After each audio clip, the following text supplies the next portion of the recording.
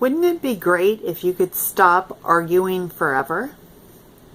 Again, if this sounds too good to be true, I promise you it's not. But it does take practice and learning some insider tips and tricks on how to do it. So I'm going to share with you a few ways that I like to do it that I think are really effective. Again, I want you to have actionable information that you can start using right away.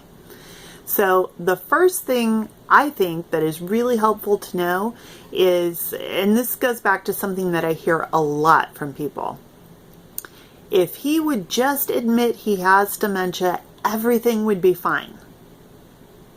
That is what I call a hot mess of myths, because it's not on the surface, it's not true, just straight up not true.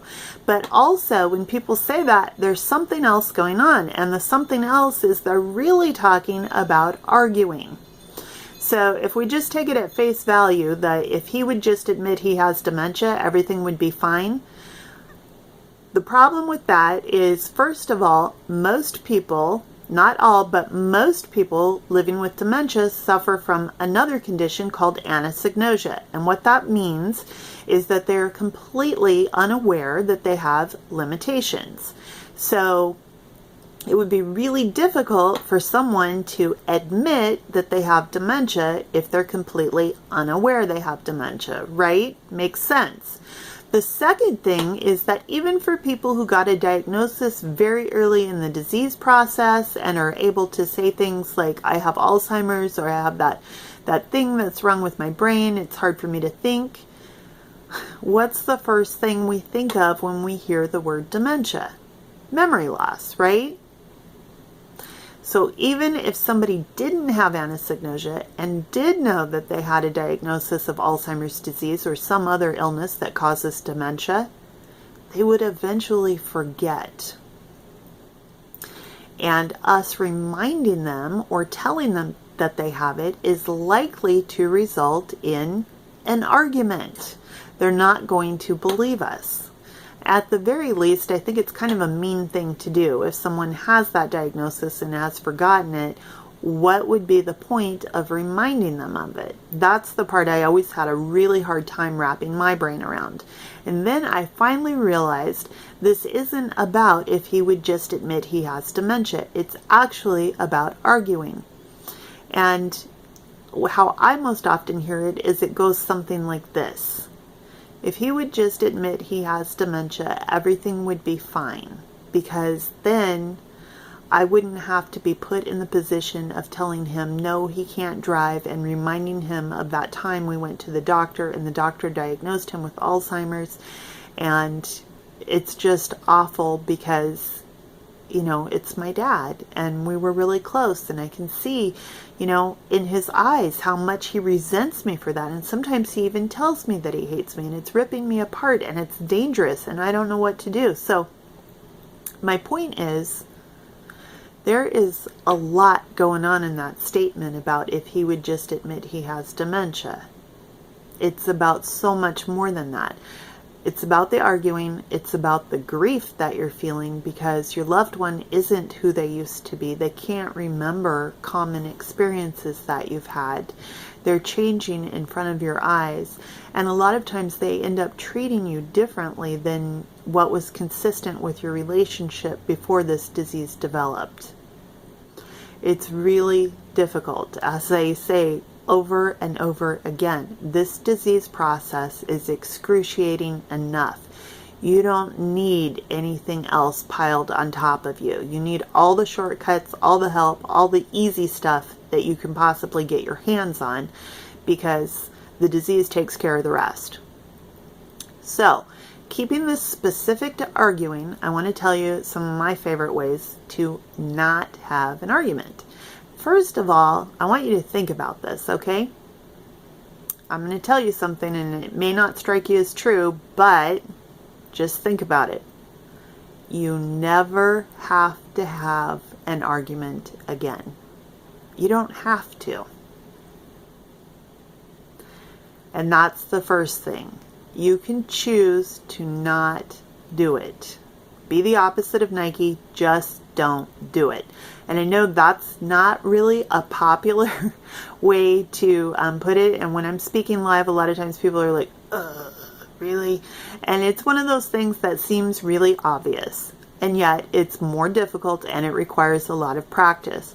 So if it's possible, if it's safe, when you feel like an argument's coming on, you can choose to walk away. That's one thing you can do. Another thing you can do is use distraction and redirection. And distraction and redirection, you want to use both at the same time. Think of them as joined at the hip. So you want to distract someone from what they're doing and then redirect them away from whatever that is. An example is when I was a memory care director, I had a resident, Betty, who became a really talented pickpocket. And one day she grabbed my keys out of my pocket because they were shiny and jingly and we were near the door, and great. So she grabbed my keys. Now, obviously I knew arguing wasn't going to work. That wasn't even an option. And if I had asked her, can I have my keys back? She would have said no. And then where would I have been? So instead, I used distraction and redirection. So I knew she loved coffee. And remember, you are always going to be the expert on your family member, right? You know them better than anyone. So use that insider information to your benefit and ultimately to their benefit. So I got Betty some coffee. Great, except Betty has two hands. So therefore she had coffee and my keys. Ding dong, that was me. So if you're in a position like this, think it through a little bit. Don't do what I did.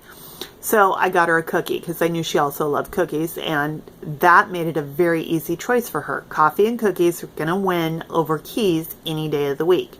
So she let go of the keys. I got my keys back, no problem. So that was the distraction, but then we needed to redirect away to something else. So I walked down the hall with her into the day room, which had a stereo, and turned on the music. Betty loved to dance. And then that's when I brought in the third thing, and this is something that you can try too. Excuse me. It's called joyful disruption. And this is one of my very favorite techniques because it's exactly what it sounds like. It's joyful, and it's a disruption of the thought pattern that's happening for that person right there. So before you flirt into meltdown territory or things get really heated, you're disrupting that thought pattern. So instead of keys and I got to get out of here, or keys and I got to go drive, we're doing something else entirely, which is music. And music is really fantastic for people living with dementia for a whole number of reasons that are for a story for a different day. But in this case, I turned on the music and we started dancing and just had fun, which was fun for me and it was fun for Betty, and the keys were completely forgotten. I'm thinking of someone right now who the dynamic in the relationship between the husband and wife, and the husband was the one living with dementia, is that it had always been kind of argumentative. That was just kind of their vibe, their dynamic. And by the wife's own words, the husband started being ornery and a little cranky and difficult. And so she had one of those, those giant handlebar mustaches that were really popular a couple of years ago. Well, she had one of those on a stick. And so when her husband would start getting irritable, cranky, ornery, she would pull that out and just listen to everything he was saying. But here she had this giant, ridiculous handlebar mustache, right, on a stick over her lip. And he couldn't help it. He would start cracking up. So that's another great use of joyful disruption. Other things that you can try are rhyming, except don't pick the word orange. That does not rhyme with anything else. So you might want to write that down. Make sure to avoid orange. But rhyming or clapping, like those kids games where you clap up and down and sideways.